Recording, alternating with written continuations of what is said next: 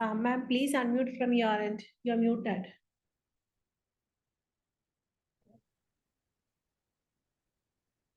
Can you see the slides? Yes, we can.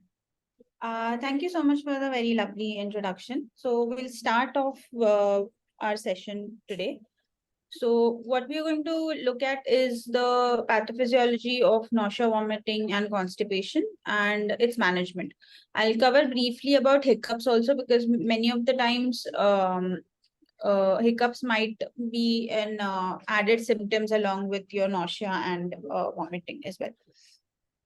So as we all know that it is not a good feeling when we are nauseous or when we have the urge to vomit. And I'm sure everyone must have had one experience at least with nausea and vomiting. And so just to briefly say, before we get into the pathophysiology of it, there are two ways to manage it. One is to identify what is causing the nausea or the vomiting and then treat the cause itself, or identify through which pathway it is acting and then block that pathway if it is not reversible. So what are the causes? So it can be divided in below the neck, above the neck, and system wise. So it can be metastasis or a mass, which is leading to nausea, vomiting. It can be meningeal irritation. Migraines are known to be associated with a lot of vomiting, and movement related. That is your motion sickness, which is usually the vestibular component of it. Then coming below the neck, again, masses or metastasis might lead to nausea or vomiting, especially if you have like an esophageal or an abdominal mass, which might lead to the feeling of nausea, vomiting. Then we have motility related. So if there is a decreased motility of the gut, that might also lead to a regurg and nausea or vomiting. Mucosal irritation, as in gastritis. If you have any mechanical obstruction, myocardial infarction, or even maternity, which is very common. Then coming to the systemic, we have your metabolic causes. We have a lot of just yeah, medications or metabolic causes, which are the commonest one. Usually, those are the most common reasons for your nausea or vomiting. As you know, most of the time when we prescribe any medication, we always tell them that the commonest side effect would be your nausea and vomiting. So medications being the leading cause in system wise. Then sometimes anxiety might lead to a lot of nausea and vomiting. And sometimes infection, especially your gastroenteritis, would lead to nausea, vomiting. These are the M's of emesis. So basically, it's very easy to remember it if you divide it into above the neck, below the neck, and system wise. So you can just have I'll be sharing the slides so you can have a look at it whenever you feel like. Then another mnemonic is vomiting itself. So your vestibular or vertigo can be the cause. Obstruction or constipation can be one of the cause. Motility dysfunction is cause. Inflammation as in infection as well. Toxins, intracranial pressure. You have your nerves or anxiety. Gums, mouth, oropharynx. These can be the causes for nausea, vomiting. So coming to the pathway, what is the pathway basically? So basically in the brain, you have two centers, which is the vomiting center and the chemoreceptor trigger zone. Chemoreceptor trigger zone would be above the blood-brain barrier. Vomiting center would be outside of it. So the pathways, these are in the brains. The others would be vestibular, which is in the ear, cochlea, and the peripheral, which is the upper GI tract. So, and the various receptors that are involved are your neurokinin, serotonin, dopaminergic, acetylcholine, histamine, and GABA. So these are the neuro receptors that we have to target when we are managing nausea or vomiting. Now coming to the various receptors in various zones. So chemoreceptor trigger zone generally has dopamine and histaminergic. Cortex would have your GABA. in CTZ, you have 5-HT3 and NK, but these are more specific to chemo-related nausea, vomiting. Then you have, again, you'll have 5-HT3 and NK in the vomiting center as well. Vestibulars would be your acetylcholine and histaminergic. That's why hyoscine works well in your motion sickness. Then you have your GI tract, which is 5-HT3. So the neurotransmitters, as according to your receptors, are your dopamine, histamine, serotonin, acetylcholine, and neurokinin. So as we said before, basically we can either identify what is causing the nausea, vomiting, and then treat the cause, or you identify the pathway and then block that pathway to manage the nausea, vomiting. So the rationale as to how to manage nausea, vomiting would be that the dose should be round the clock. It should not be as in like the half-life or the half-life of the drug is say let's say 8 hours and you're giving the medicine 12 hours apart. That is not how it works. So you have to titrate the dose according to the T half of the drug also, and you have to titrate it around the clock as well. Titrate it to the effect. So the dose has to be titrated optimally as to how much is actually required by the patient. We have to simultaneously manage the side effects or assess for side effects of the drug as well. And as we all know, if the first line is not effective, we might have to add another one. But it should always be remembered that it should be of another mechanism. Like the drug should have a different mechanism of action from the first line agent. Then some of the non-pharmacological management for nausea, vomiting would be your behavioral therapies. So if there are certain triggers in or the behavior pattern can be identified, then to consciously change those with the help of a psychologist and a psychotherapist, we might have to change the behavior patterns. Acupuncture goes a long way in helping manage nausea.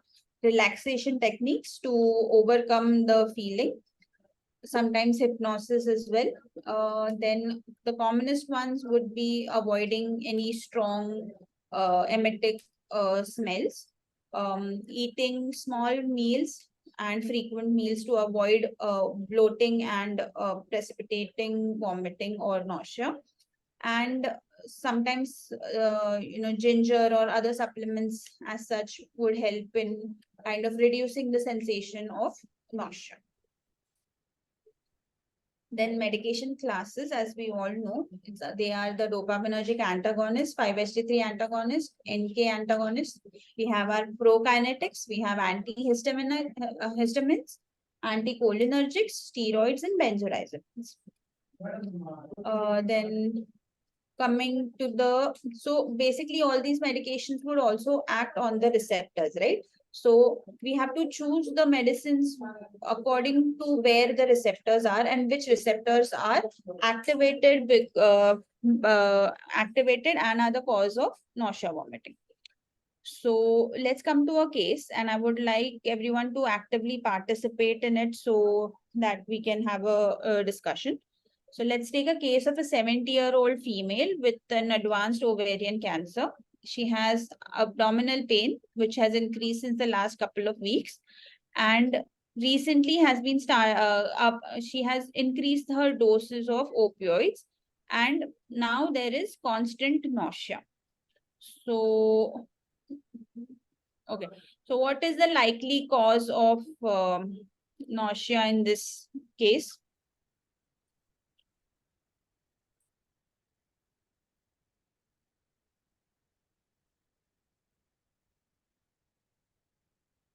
Opioids, okay.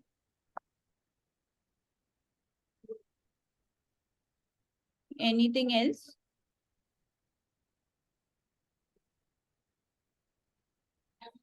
Yeah, anything else that can be potentially cause of nausea in her?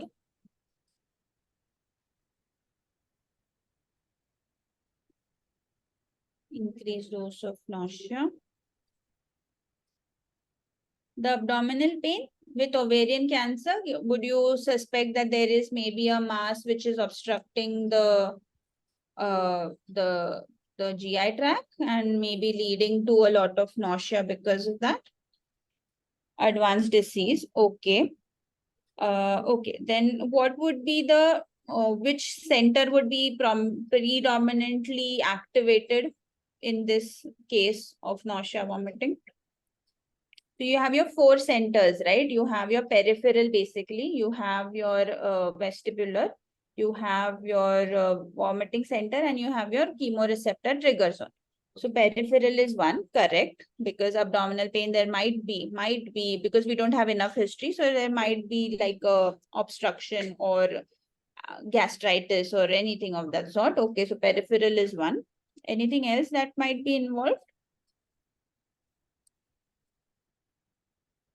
Increased dose of opioids. So because opioids would act where, which would be the center, not necessarily peripheral.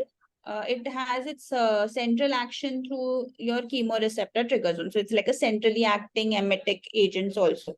You're correct, peripheral also, because it causes a lot of constipation and nausea because of that, but primarily it would be its central effect on the chemoreceptor trigger zone. Okay, so what we're looking at is stimulation of chemoreceptor trigger zone because of the opioids and through that. So basically anything that acts on the chemoreceptor trigger zone. So as we saw, what were the receptors on the chemoreceptor trigger zone? It was the dopamine and the histaminergic. So basically we'll need to use anti-dopaminergic agents, which would be your haloperidol. Haloperidol will act very well for opioid-induced nausea vomiting. Okay.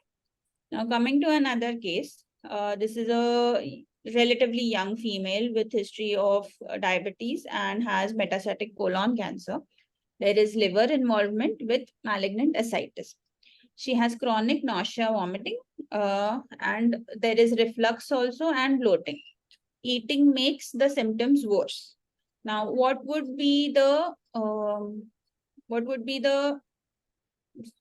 zones? Like, what would be your area which is causing nausea, vomiting?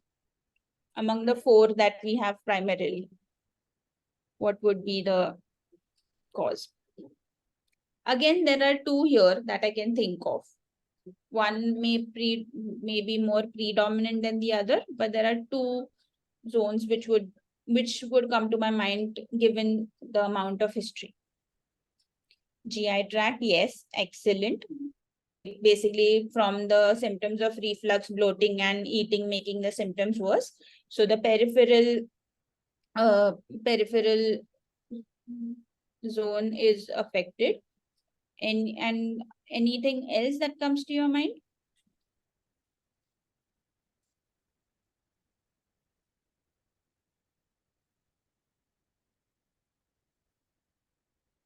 Because of the liver involvement, maybe?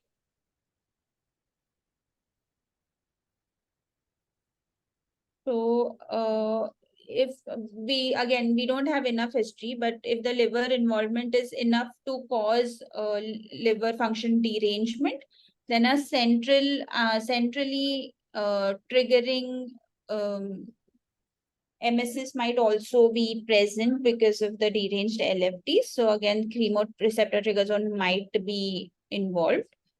Yes, ascites again would lead to a lot of bloating and nausea and obstruction because of that as well. So yes, so peripheral is predominant over a centrally acting reason for nausea vomiting. So again, it would be decreased motility, which is peripheral. And as I said, CTZ might be involved. So the receptors we are looking at is 5-HT3 and dopaminergic. So the mechanism would be either, or rather the treatment would rather be any prokinetic or a 5-HT3 antagonist or a anti-dopaminergic. So metoclopramide, ondansetron or haloperidol. I would add ondansetron here as well.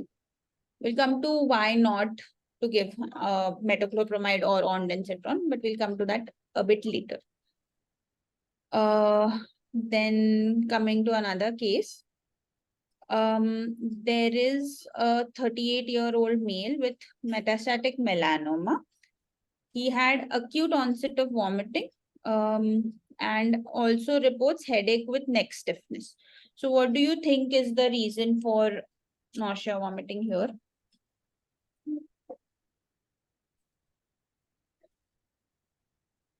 The headache with without neck stiffness, sorry, without neck stiffness. So what does that indicate?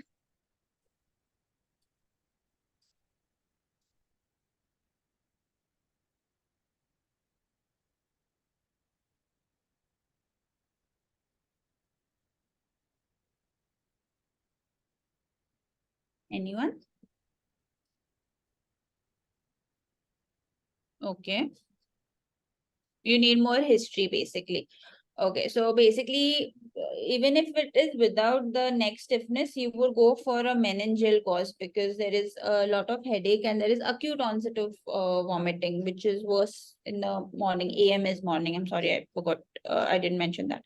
So basically, I'm looking at the cortical reason for nausea, vomiting because of the raised ICT. So you would either go for your GABA, H1, 5-HT3 or acetylcholine. Here, ideally, you would give dexamethasone, which would act on all of them. You can even give ondansetron here. You can also give ondansetron, dexamethasone. You can even give haloperidol if nothing else is working. Cortical reason here. And basically dexamethasone would have dual mechanisms. It will reduce your raised intracranial pressure as well, and also have an effect on the nausea, though the mechanism is not very clear. It has its effect on nausea as well. Okay, then are we clear about the nausea, vomiting part of it? Is the pathophysiology clear as to why we are using certain medications over the other? Or is there any doubt? Please feel free to ask any questions if you have any.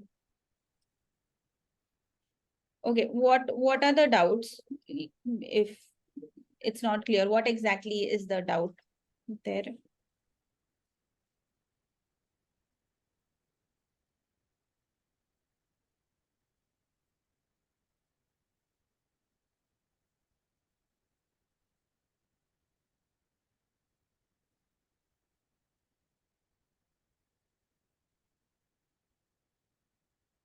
Okay, just give me a minute. Are we clear about the reasons for nausea, vomiting? Are we clear on that? What are the various reasons for, or what are the potential causes for nausea, vomiting? Is that clear? You can just unmute and answer as well instead of typing.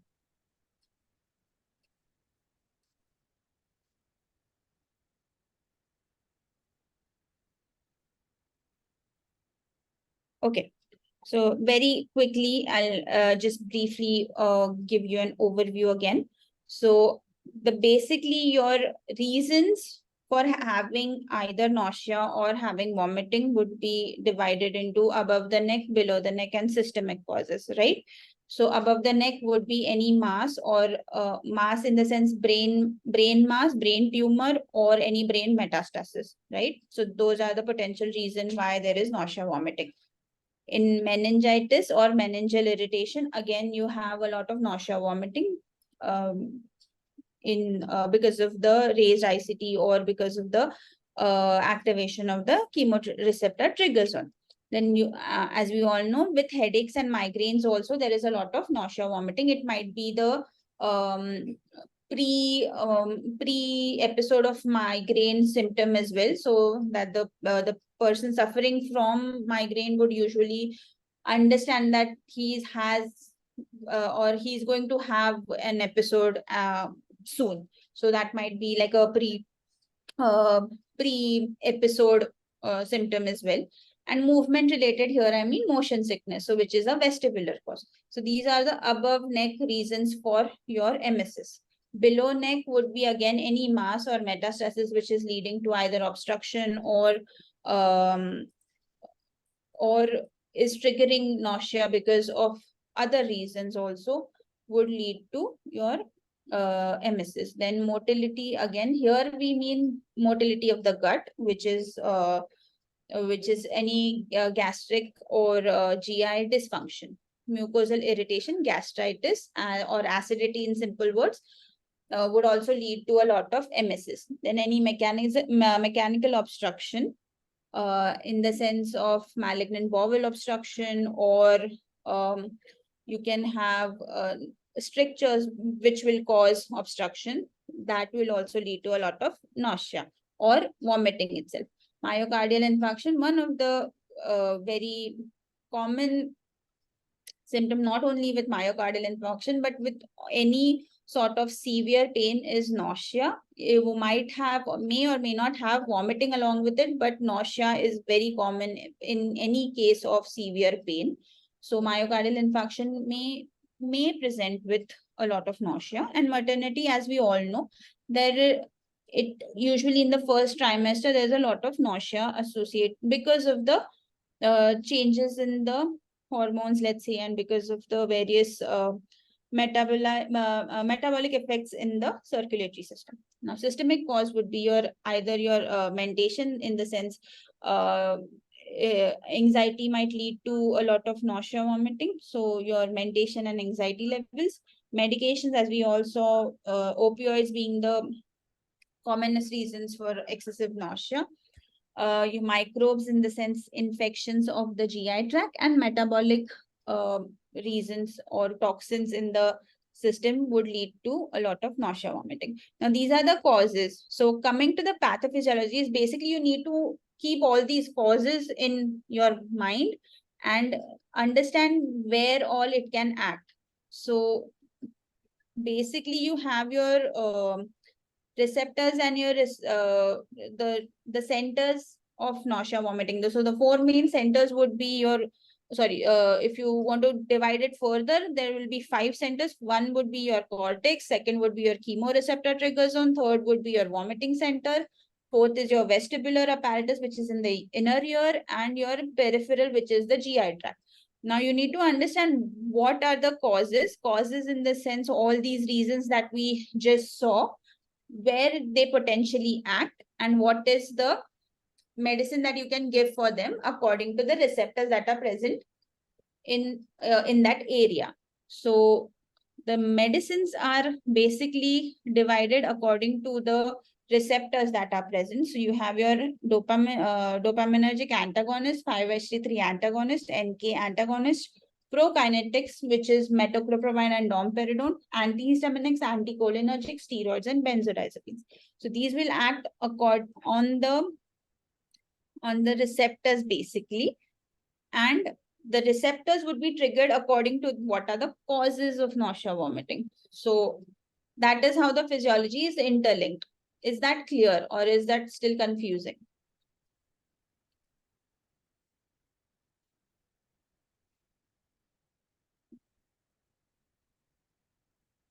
Great. Okay.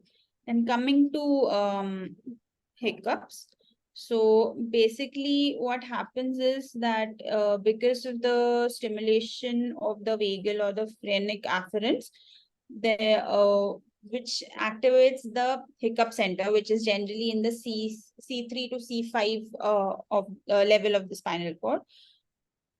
And what that causes is motor efferents are stimulated in the phrenic and the intercostal nerves, which causes a repeated myoclonic contractions of the diaphragm and the accessory respiratory muscles, and leads to activation of the recurrent laryngeal nerve, which causes the glottis to close, and there is expiration during that time, so which leads to the hic sound coming in.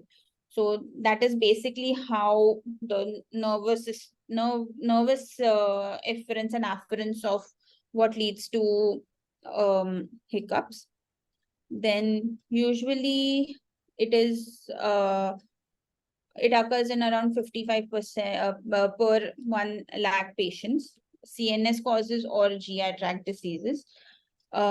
These might be the cause for diagnosing the particular disease in 20% of the patients. 10% is usually due to GERD, and it is seen in almost 4 to 5% of patients with advanced cancer. So it can be divided into acute hiccups, persistent hiccups, or intractable hiccups. Acute is generally less than 48 hours since its beginning. Then persistent would be it's lasting for more than 48 hours, and intractable is the maximum that has been seen is approximately around a month. So what are the causes of acute hiccups?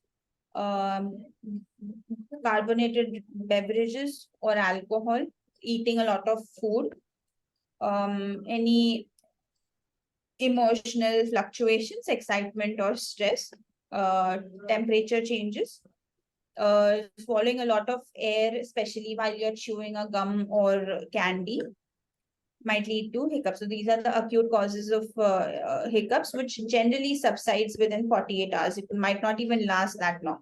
Okay, so persistent or intractable hiccups are the ones that we want to deal with. And these might persist for more than 48 hours, up to a month or more than a month. So it can be due to a nerve damage or irritation.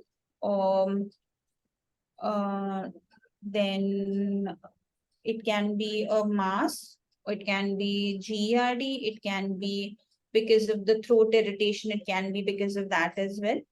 Other causes might be alcoholism, which leads to persistent hiccups. Sometimes anesthetic agents also might cause or trigger hiccups, basically. Your barbiturates also. Diabetes or electrolyte imbalance may sometimes cause disturbances in the GI functioning, so would lead to or rather trigger hiccups. You have your kidney diseases, steroids. Again, it might be secondary to the gastritis caused by the steroids, which is leading to a lot of hiccups. And any tranquilizers as well might trigger the hiccups or hiccup center. Then the CNS disorders, which would basically disrupt the normal control over the hiccup center. So basically encephalitis, meningitis. It can be seen in MS as well, stroke, brain injury, or tumors. These are potential causes of it. Not all of them will present with hiccups, but it might be like, so you might have to keep it at the back of your head that these might be the reasons for hiccups. Now coming to the management. So according to literature, the first line is your muscle relaxants or gabapentinoids. Second line is your prokinetic, basically. So domperidone or metoclopramide. Third line would be chlorpromazine or other neuropathic agents like carbamazepine, valproate, or phenytoin. So usually we do not go by this way. So this is according to the literature. According to what we practice here in our country, we generally give a lot of antacids and antipeptic agents, basically. So PPIs or PPIs along with antacids are the first line generally. Then you plus minus your prokinetic. So it might be given with domperidone or metoclopramide.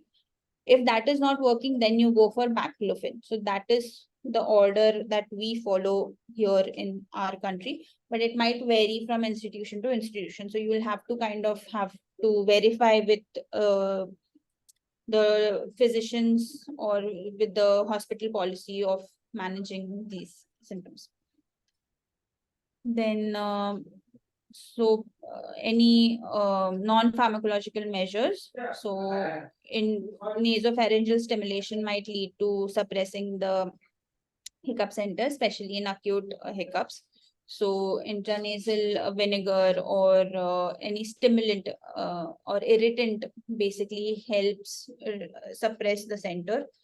Then we have your such as smelling salts in ammonia basic or others that can be like pungent smells basically help suppress the hiccup center.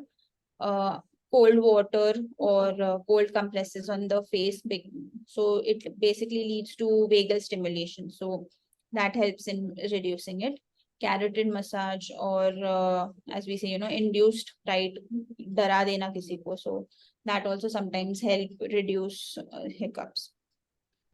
Then breathing maneuvers or respiratory maneuvers like breath holding, inspiration, controlling inspiration, expiration, rebreathing techniques in a bag or Valsalva maneuver or CPAP respiration might also help reduce hiccups. Other non-pharmacological would be your acupressure, hypnosis. So hypnosis, I've not, to tell you frankly, it's there in the literature, but I've not had a lot of experience working with hypnosis for nausea, vomiting, and for hiccups. But acupuncture works well. If it is persistent and is not responding to any of the medications that we saw, nerve block might be considered, or vagal nerve stimulator or neuromodulation device might be helped. So this is all in literature. I have not done any of this for hiccups apart from acupuncture. That also very rarely, because we don't have a lot of acupuncture experts in the area. So we might have to see what is available and do the management accordingly. Now, coming to constipation. So to define constipation in the simplest of terms is basically persistent, difficult, infrequent, or seemingly incomplete defecation. That is what we understand by constipation. Okay, before we go to constipation, is hiccups clear? I mean, I took it very briefly because it was not part of the initial agenda, but I just wanted to include that since it's a common symptoms that we come across. Okay. Great. So coming to constipation, it's basically incomplete, infrequent, or seemingly incomplete defecation, and it is persistent, which is different from their usual bowel habits. Okay, so that is important to know. Now, for some, passing stools might be a daily thing. For some, it might be every alternate day or if once a week. That might be normal for them. So you kind of need to understand or rather clarify what was the previous bowel habit and how it has changed. So that is how you would define constipation for the other person. So you need to clarify that with the patient you're dealing with as well. So coming to the basics of how constipation is going to develop, can anyone tell me what is the normal function of colon? What does colon do basically?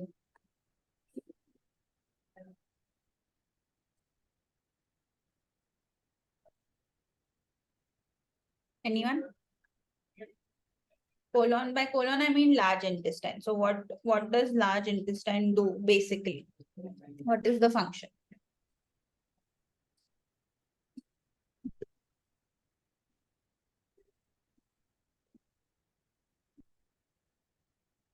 Extract excess water. So basically water reabsorption, forming stools and passing out the stools from the gut to outside. So you have your minerals, electrolytes, and water that is basically absorbed from the food that is ingested and forming the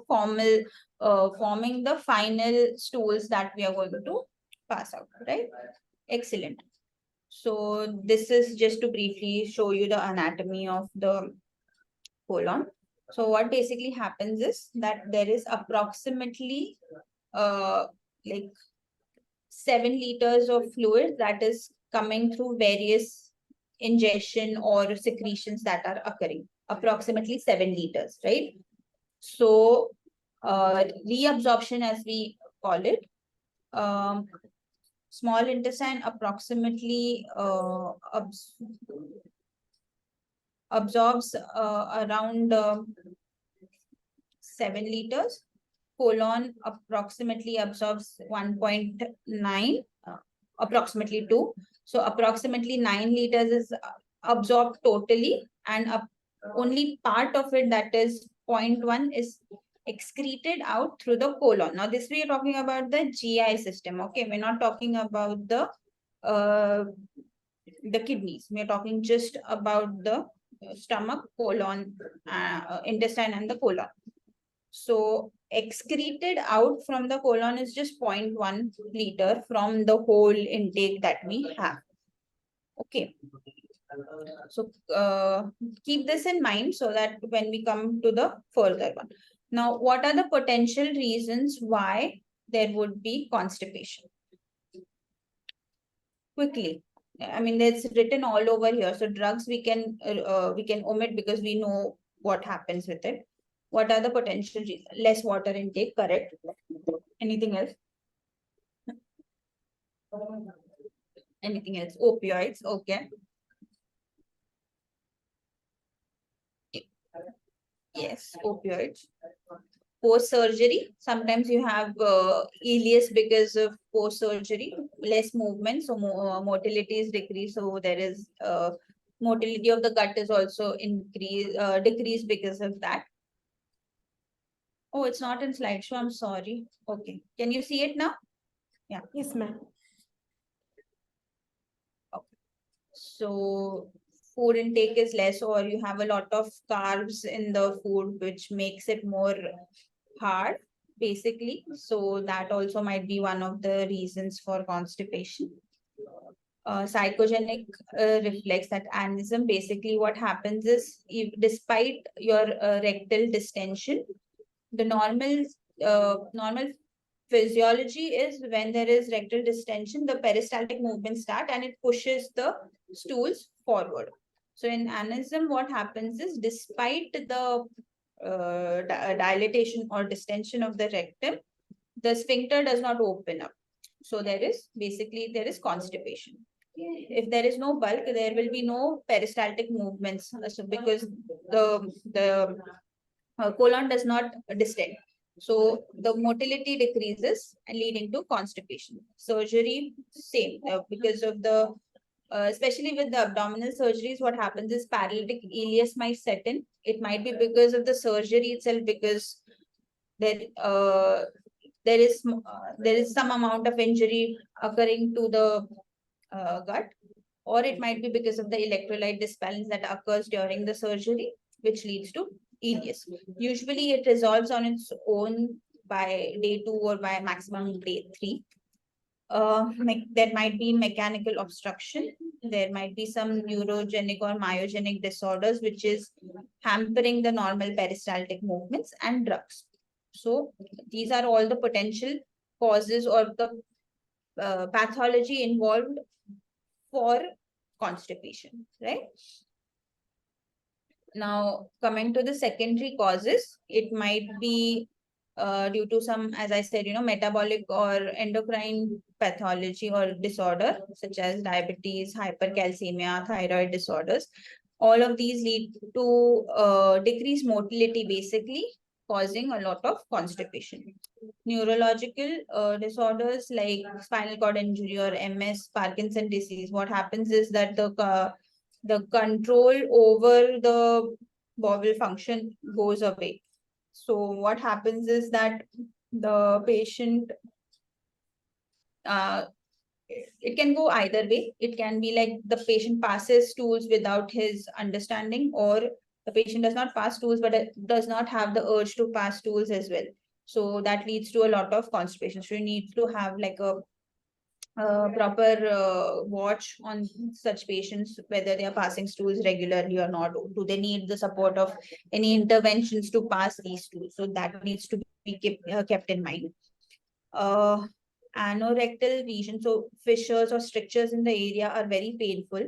So to avoid pain, they stop passing stools, because if you don't pass stools, then you don't have pain. So basically leads to a vicious circle of highly constipated stools being formed in the rectum. Eating disorders or depression may lead to constipation. Drugs or surgery, as we discussed before, leads to a lot of paralytic ileus, basically post-surgery drugs, leads to constipation. And low residue, that is high carb diets, sometimes lead to, and sedentary lifestyle would have an additive effect on constipation. Then non-pharmacological treatment. So basic ones, fiber-rich diet. For example, fruits and green leafy vegetables are rich in fiber. So they basically help you to form a good bulk and soft stools. So they help you pass those stools very easily. Physical activity would lead to a good bowel movement. Increasing your fluid intake would also lead to forming soft stools, which are easy to pass. And you should kind of habitualize or ritualize your bowel habit. So fix the time or fix the bowel schedule so that it becomes a kind of a routine which has to be done. So that helps you kind of habituate your bowel for passing the stools as well. Then coming to pharmacological treatment. So basically, you can either do it by increasing the bulk of the stool so that there is colonic distension, which leads to peristaltic movements. So bulk forming laxatives. Surfactants basically are stool softeners. So basically, it makes it very slippery for the stools to pass through the gut. Osmotic agents would pull out the water from the walls or from the vessels, increase the fluids in the intestine, the intestine, or the content, the fluid intake content would increase in the gut, making it more soft and easy to pass. Then stimulant would increase your peristaltic movements, which would again help you to pass the stools. And pamoras. Pamoras basically peripheral antagonists of mu receptors, which are beneficial only when the patient is on some opioids. So it basically takes away the peripheral actions of the mu agonist, that is, let's say, morphine or fentanyl, but will not have any central action on the pain or breathlessness that we are giving the patient the drug for. So, as I said, what are the mechanism of actions of all these medicines? Now, sites of drugs on which where they basically act. So castor oil, PEG or polyethylene glycol, lubiprostone, and linaclotide would act in the small intestine. Colonic would be your bisacodyl, senna, lactulose, or they would basically act on the large intestine, making the peristalsis more helpful and vigorous to pass the stools. Then lubricants, basically, as I said, kind of the stools and eases the passage, are mainly effective when there is painful passage of stool. So in fissures, etc. So it makes it very soft so that there is very less pain while passing the stools. So the options for lubricants would be your oil enemas, glycerin suppositories, or docusades. They make it very soft. Increasing the motility. So basically, this is helpful when the gut motility is decreased. So the bowel sounds are decreased. So you can give motility agents, which basically increase the peristaltic movements. So laxatives here would be your senna or bisacodyl. If you want to increase the gut motility overall, the options alongside this would be your prokinetic agents also. So metoclopramide or domperidone might also be given in these cases. Water enema again. So water enemas, any enemas would have dual effect. Basically helps you distend the bowel walls also, which helps naturally to increase the peristaltic movements, and also has like a surfactant or lubricant type of activity as well. So helps you pass the stools easily as well. So what are the medications which will cause constipation. Potentially what, or apart from opioids, what are the medicines that you know which will cause constipation? Anyone?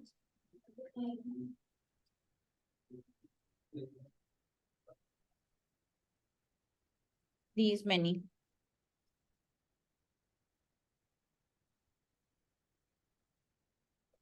Can you think of any medicines that you know which are constipating? Morphine, okay. Morphine.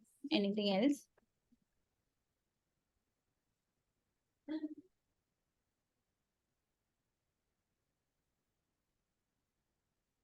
Anything else? Okay, let's. So analgesics, basically analgesics would have your opioids, that is morphine, codeine, fentanyl to a certain level.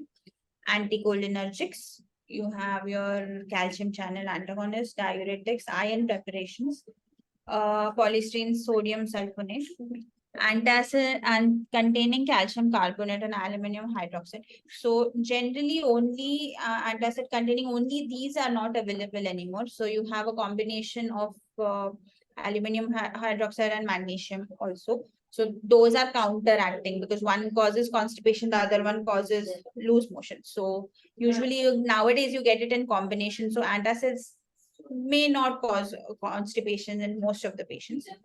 Barium sulfate or clonidine, if you have any blocks that are given, or ondansetron, another very important medicine to keep in mind to which can potentially aggravate your constipation is ondansetron and any 5-HT3 antagonist. So any muscle blocker. So basically anything that causes muscle blockers in the sense which would decrease the bowel functions, right? So anything that can cause that would again be a constipating, would have a constipating effect. So these, I just wanted to kind of, list down what are the potential medicines that you need to keep in mind. So which can potentially be constipating. So we all know that morphine causes constipation, but there are a whole lot of other medicines which are also equally constipating. So you need to keep that in mind and work on how to manage it. Okay. So any questions? That was the end of my slide. Any other questions?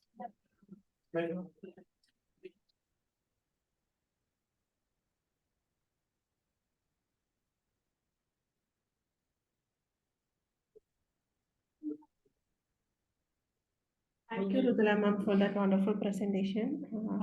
Participants, if you have any questions, you can ask that now.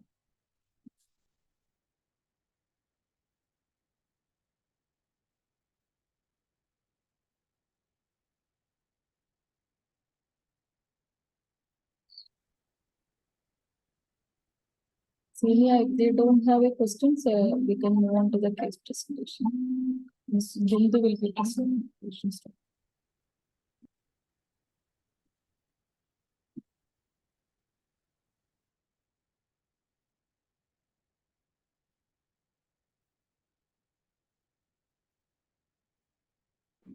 Bindu ma'am, you can present now.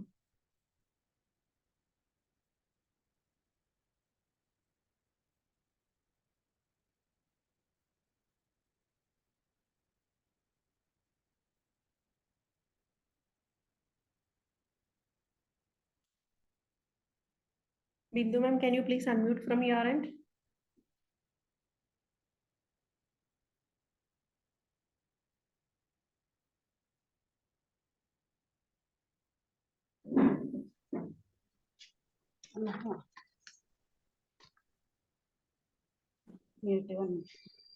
Good evening, ma'am. Good evening to all.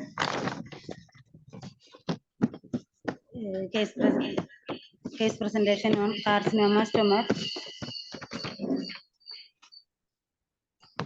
Patient details: age 65 years old. Diagnosis: carcinoma stomach. Presenting complaints: vomiting, abdominal distension, abdominal pain, ascites, bowel pattern irregular, fatigue, oral decreased, insomnia. And history of the illness: clinical history is carcinoma stomach, and surgical history is chemotherapy 14 done, radiation 14 done, typing done. And examination is the general examination. Patient is weak, conscious and oriented. And vital signs are the temperature 99 feet, pulse 64 beat per minute, and respiration is 17, and BP is 110, 80 mm of Hg. And treatment is the medications is given, and chemotherapy, radiation therapy, and tapping done. And for supportive care, palliative, presently registered in palliative unit. And also the investigations are done the patient, radiologic test, CT scan and PET scan. And psychological aspects are the depression, anxiety, nausea and vomiting, anorexia. And medications are given to the patient, tab cyclopam 500 mg 1 BD, tab perinom 10 mg 1 TDS, cap omase 20 mg 1 BD, tab tramadol half SOS, and syrup cremafin 30 ml HS, tab morphine 10 mg half every 6 hourly. And main concern is the emotional and psychological well-being. And presently patient is very weak, and morphine is pain is reduced, but morphine is given by the relatives SOS. And patient having not taking any oral fluid, and IV fluids are given alternate days. Summary: 65 years old female patient suffering CS stomach, chemotherapy and radiation therapy and tapping done. She had loss of appetite, vomiting and severe pain. Discussion point: what should be done for the patient and family? Thank you, ma'am. Thank you. Thank you, Bindu, for the wonderful presentation. Anybody need any more clarification regarding this patient story? Please ask her. So otherwise we can move on to the discussion. Please. Anybody need any more clarification?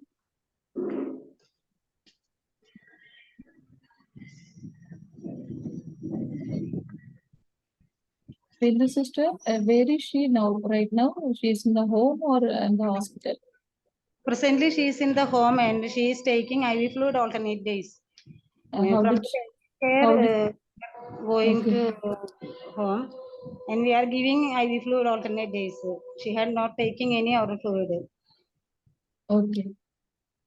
What is the cause of not taking oral fluid? Is there any problem, difficulty in swallowing? What is Difficulty in oral take fluid is vomiting the vomiting? Vomiting is the problem. problem. Yes, yes. Okay. Perinom 10 mg patient is taken. Still Okay. vomiting, and day before yesterday patient having diarrhea also, but now the little bit okay patient. Now the pain is little bit decreased, and they are taking morphine SOS only. Okay. Thank you. So, Patient is so weak bed bound. okay. Patient cannot even any strength to talk also. Okay. So we would like to hear from others. Please respond. Please give some suggestions. We heard about nausea, vomiting, constipation, and all. So we would like to hear from you all. So, ma'am, over to you, Rutula. Not clear, ma'am. Please. No, so I said we wait for the participants' comments. So we are waiting here. So others, please respond. So she need help. She need help. She's No, I'm asking others. okay, okay.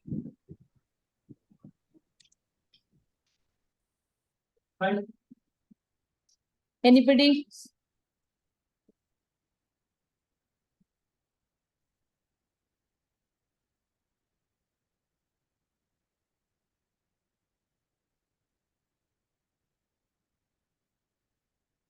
Okay, thank you. Any other suggestions?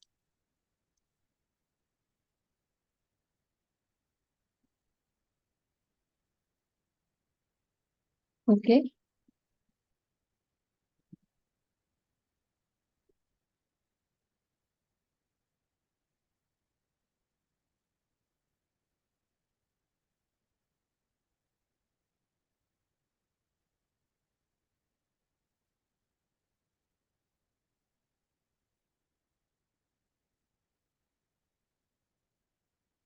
Sister Bindu, did you identify the cause of vomiting?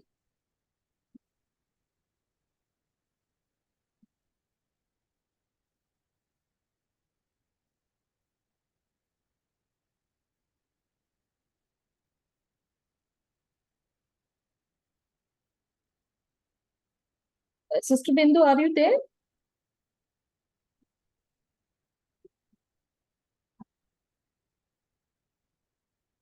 Can you please unmute from your end? Rutula ma'am, Hello. 2 minutes. I'm with the patient. Just give me. okay, fine. So Okay. sorry. No problem. So, Sister Bindu, Yes. Hmm. yeah, so what is the cause of vomiting? So you said that nausea and vomiting is not controlled with tapirino, isn't it? Nausea and vomiting controlled it, but now the controlled it. Sometimes only nausea and vomiting. Now the Patient- vomiting is controlled, right? Yes. Then why she is not taking food orally? She cannot take food. Why? What happened? She can when she cannot take food. What happened? No, I'm asking, is there any problem? Is there any problem, difficulty in swallowing, or so you previously you said she has nausea and vomiting. That's why I'm asking. Not taking food also, but sometimes she is taking oral food.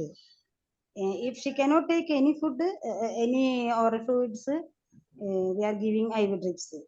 Sometimes they are going to hospital also. Okay. She is able to take oral fluids, but sometimes it will be difficult, right? So Yes, that time you went there and gave intravenous fluid, right? Yes. Okay. Even. So what is the problem right now? Right, the patient is so weak and she cannot. Patient is bedbound. Patient. Patient can so tired. Patient so weak. Okay. Is there any problem? Is there any signs and symptoms that patient is comfortable or not? So that all things we all know that. Patient having ascites also typing done, doctor. The Okay. patient calmly at the bed, but taking morphine also, subcu also we are given. Subcu what? Subcu means IV fluid. Yeah, IV fluid is you just given through a subcutaneously or intravenously? Yes. Yeah, subcutaneous. When they Subcutaneous. went to hospital, they are.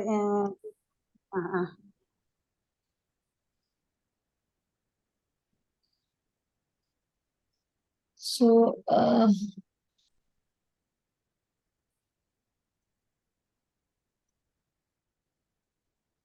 so Priyanka said take food 1 to 2 hours interval in between. So,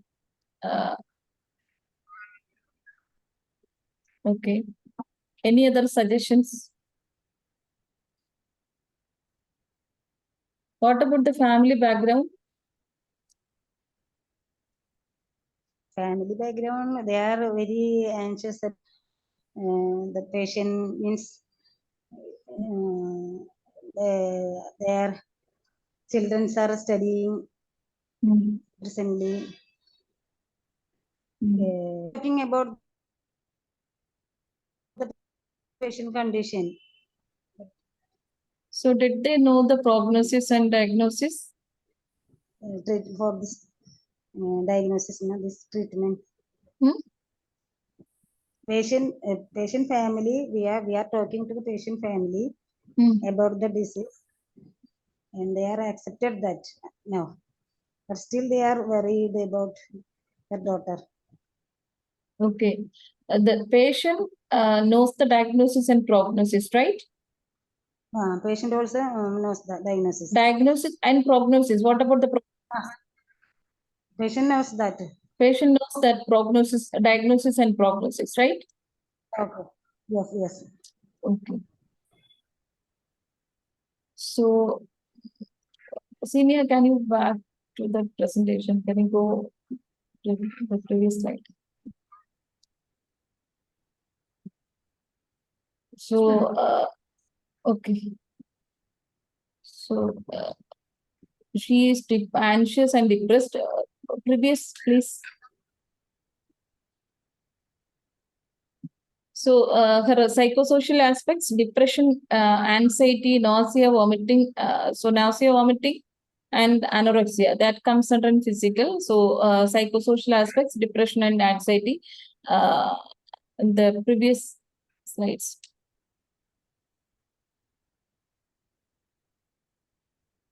One more.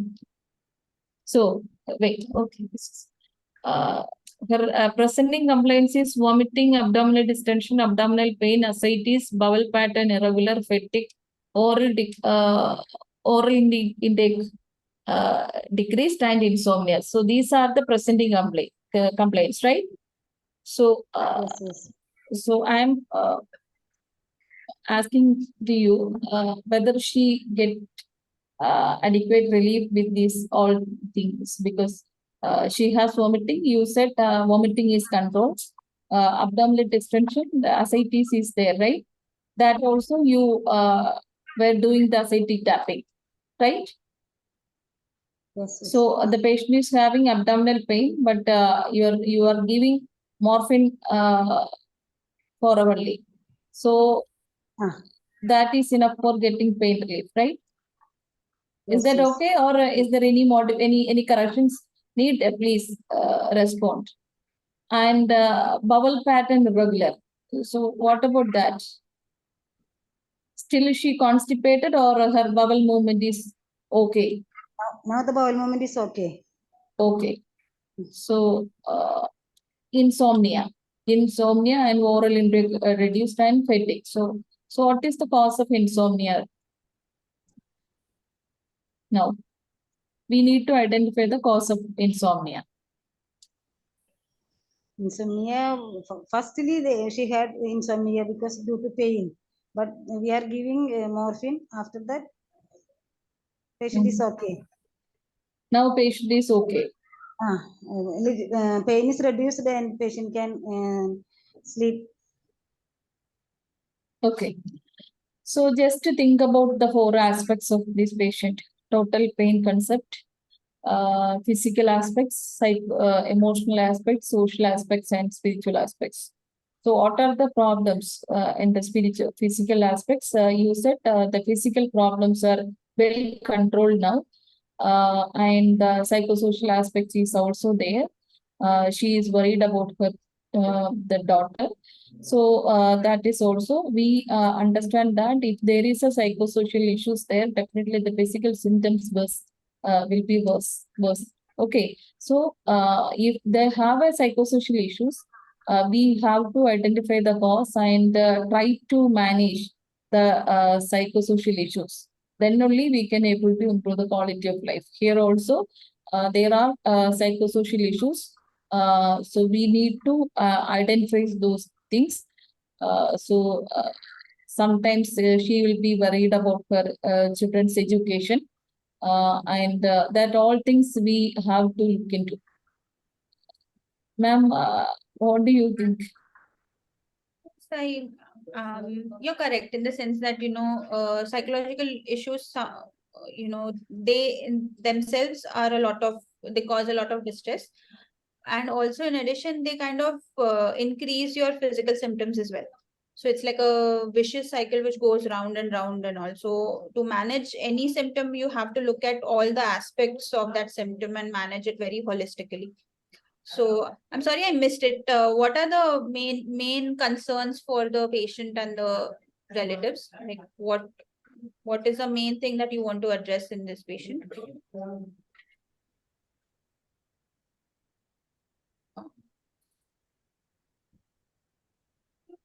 Senior, can you go back to the main concern slide?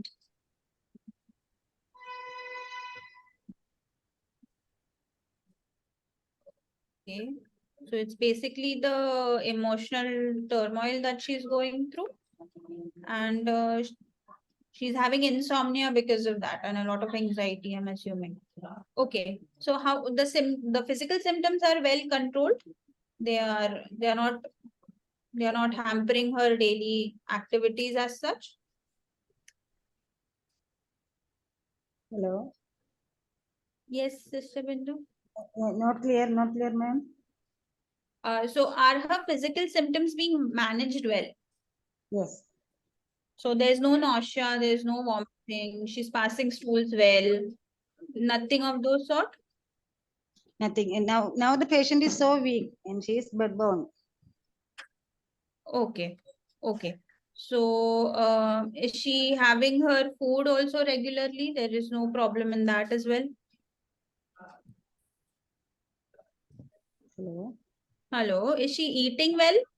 Eating? No. She cannot eat well. Okay. Fluid is going on alternate days or 3-4 days. No, high fluid is going. IV fluid is going on. Okay. And what about, okay, so that is titrated well. The sugars or the blood pressure is titrated well. The IV Yes. fluids are according to the blood pressure and the sugars, right? Okay.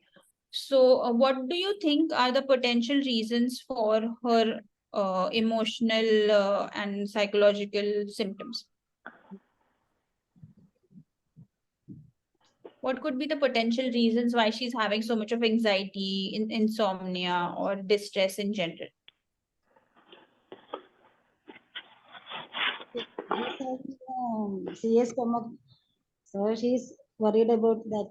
Now that she is weak and doctor say nearly terminal. Okay. So the prognosis of the disease itself is a source for anxiety. Yes. The daughter's future. Okay, Future, so that is another reason. Anything else? Anything? No. It is the fact that she can't eat. That's a huge source of anxiety. Yeah, you can't eat. You know, eating is causing you pain. Eating is causing you to vomit out. You know, that itself is a huge source of distress. So, is she allowed sips of water, or is she not even doing that? Like nothing, nil by mouth. How is it? She's taking oral fluid little bit. Little bit, but no solid. So she is unable to tolerate solid fluids. Okay. Then has she been referred to a psychologist or a counselor where she was assessed for all this, or nothing has? Now the nothing has. Nothing. And a lot of ascites. Is there a gross ascites, or is it minimal or moderate? And she is moderate, but she is now presently doctor said to the relatives terminal. No, Mm-hmm. patient is not known that. Okay. Okay. So, but the patient is aware of the prognosis. She has been told about the terminal nature of the disease, or is it only the daughter? We told to the relatives. Relatives. Okay. So one thing is you'll have to you'll have to assess the patient for the personality type. So if she is the kind of person who is a very independent, self-controlling person, in the sense she takes control of everything that is going on around her. She's the main what do you say, main decision maker. Then she would be more comfortable, or her anxiety distress might decrease by sharing the prognosis with her, so knowing her prognosis might help in that case. But if she's like an anxious personality, where, even the smallest of fallout increases her anxiety and she becomes very anxious and distressed, then not sharing is fine. So first thing to manage the emotional distress would be to find out what she wants to know and how much she knows. Does she have any misconceptions about what is going on with her and all that? So you need to find out what is her way of thinking, or what is it that is causing a lot of distress in her, right? Second thing is that if it's because of the physical symptoms, like, sometimes even moderate ascites might cause a lot of fullness and heaviness in the abdomen. So if that is leading her to not eat well and to kind of feel weaker and to is hampering her daily activities, therapeutic ascitic tapping might help. You might have to do it repeatedly, but after getting that tapping done, she might feel better and the distress levels might come down. You might even want to start her on a small dose of steroids if that is not already going on, just to help with a lot of symptoms. So in general, it will help with your nausea, vomiting. It will help a bit with the ascites, as in to reduce it a bit, not much, but it might help in just reducing the bit. Or if you're doing the tapping, it might increase the time between the two tapping that is needed. So that it might help through that. It will also help you to kind of relieve the nausea. So it will help that also. So and to increase the appetite as well. So it has multiple effects. She'll have an overall feeling of well-being if you start her on any steroid for that matter, not only Dexa, any steroid. So she'll feel a bit better after that also. So that is another one. Then any sort of physical rehabilitation that is she undergoing? Any physical rehabilitation, like physiotherapy or anything of that sort? No. So increasing her motility or mobility rather, not motility, mobility would go a long way, not only relieving her physical fatigue, but also mental fatigue. Just a change in the scene, right, would help manage the distress. So just walking around the corridor of the hospital, if she's in the hospital, or if she's at home, then making sure that she's not just stuck in one room, get her to the living room or to the balcony or anywhere. So where there are people around, so that she hears what is going on. Even if she's not actively participating, at least the change in the scenario goes a long way to manage the psychological distress. The third thing that you can do is you can introduce certain distraction techniques, right? It can be something that she enjoys. So supposing she enjoys drawing, then ask her to draw something. If she enjoys knitting, ask her to knit something. Whatever she enjoys. If she likes reading, then reading, solving crossword puzzles, whatever. Like, so whatever she likes doing, just introduce that into her activities, so that it kind of helps get her mind off things.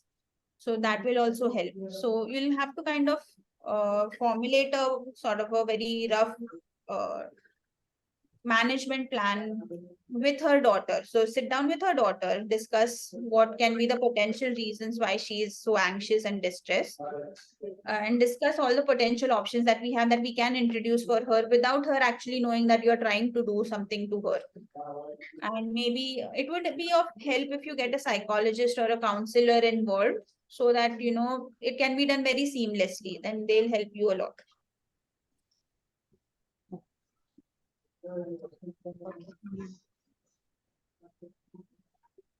Parental.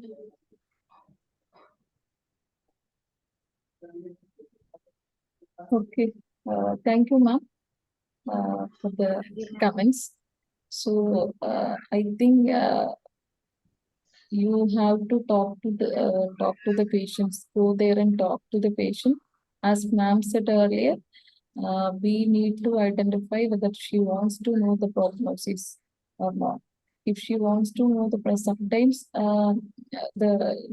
she might have some hope.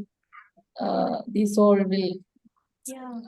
that clear soul, that kind of hope will be there. So what you can do is you have to identify the insight of the patient. And also, if she knows the prognosis, sometimes if she wants to do something for her daughter, so that also important. So the last minute wish. So that also is very, very important in end of life care. So the relatives know the prognosis, but the patient doesn't know the prognosis. So if there is a need there, definitely you have to make the patient understand the prognosis. Okay, that is also important. So that already ma'am said very clearly. And also I would like to add few points amongst today's session.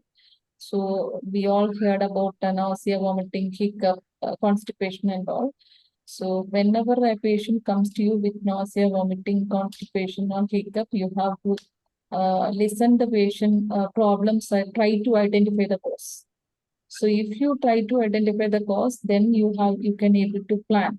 So now we know which medication is at which center.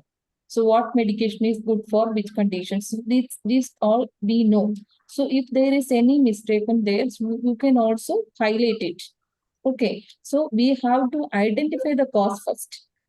Then only we can able to give some proper medications, and also always try to manage with the non-pharmacological management as nurses. So then you can, if that is not work, definitely we need to add some medications too. But after the medication also we need to do the good follow. So whether that medication is help or not, so that dose is adequate or not, these all things we need to look into. From this patient story, we need to understand that, so we all understand that the total pain concept. So these patients have to put yourself into their shoes. You have to think about the patient side itself. So physical problems, so from this story, we understand that the physical problems are well controlled. Now the psychosocial issues are the major part. So definitely try to include a medical social worker or a psychologist into the team and explore more about the psychosocial issues and try to manage them.